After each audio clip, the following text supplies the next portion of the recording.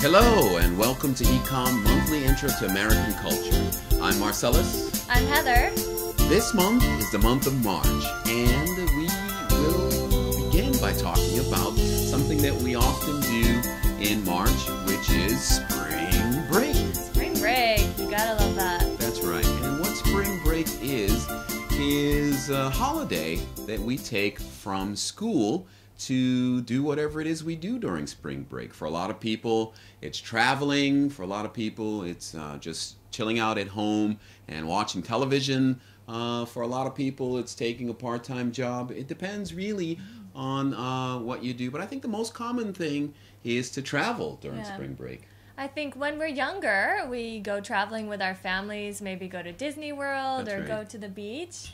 And once we get to high school and college, it's time to go party with your friends. And where did you go during spring break? The only spring break I remember clearly is in high school. I went to, you're laughing, I went to Orlando, Florida, to Disney World. Oh, okay. With your friends?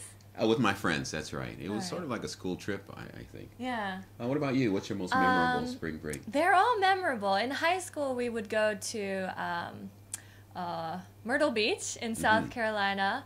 And in college, we went 1 year to Vegas, Las Vegas. 1 year we went to Panama City.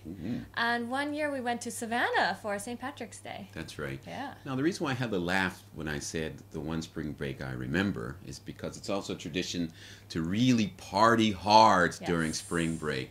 And so, because of that, some spring breaks are a little bit harder to remember than others. Yeah. Anyway, are you ready? I am. Let's begin.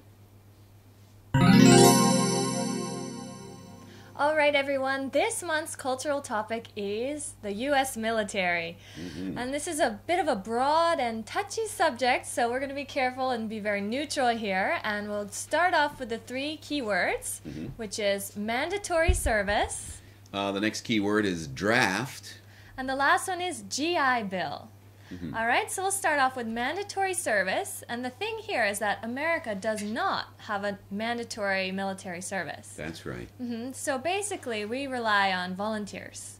I know in many countries in Europe, for example, Germany, Ireland, I'm not sure about everywhere, but many countries have a mandatory service after high school or after college where you have to serve in the military for 2 years or some set amount of time. That's right. But in America, we do not have this. Yeah, so we need lots of volunteers to be able to fill the military duties. All right, so let's get to the second keyword. And the second keyword is draft. And we talked about mandatory service. Basically, the draft is mandatory service during wartime. If there are not enough people to fight, then the government makes young men and women join the military and fight. Now, we don't have a draft in the United States right now, but during the Vietnam War, the draft was put into action, and many men and women had to... was it women too? Oh, I don't know. Just men, I think. Probably in the 70s, men. yeah. Now, it's a really interesting story. A very famous one, the boxer Muhammad Ali was drafted to fight in the Vietnam War, but he refused to go. And what happens in America, if you refuse to fight when you've been drafted, you have to go to jail. Yeah, it's illegal. That's right. Or you run to Canada or somewhere else. That's right. That was quite popular back then. That's right. Yeah. And then next keyword? Is the GI Bill.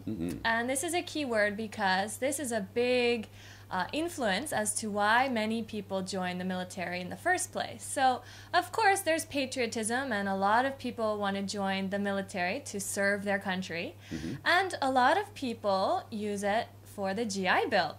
And what this is that if you serve a certain amount of time, I'm not sure how long, maybe 5 years or 4 or 5 years, I think. About that, then the American government will pay for your college education. That's right. Yes. Or vocational training.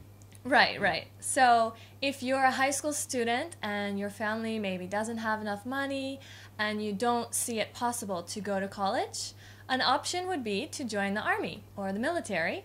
And after a few years of service, they'll pay for you to go to school and get your degree. Yeah. Now, you know what, Heather? I almost joined the military for that reason. I did too, almost. Really? Almost. But at the end of the day, I decided against it. Yeah, but me too. Yeah. Same thing. So it's quite a, looks good to many people. That's right. Yeah. I'm not sure what the system is in your individual countries, but I think it's a pretty interesting topic. What are some of the reasons why people join the military in the countries where you live? And what are some of the possible benefits or drawbacks of joining the military? Yeah, something to think about. That's right. See you later. All right, it's time to say goodbye. We've run out of time. This being the month of March, many of you, probably like me, are like great big bears coming out of their hibernation caves.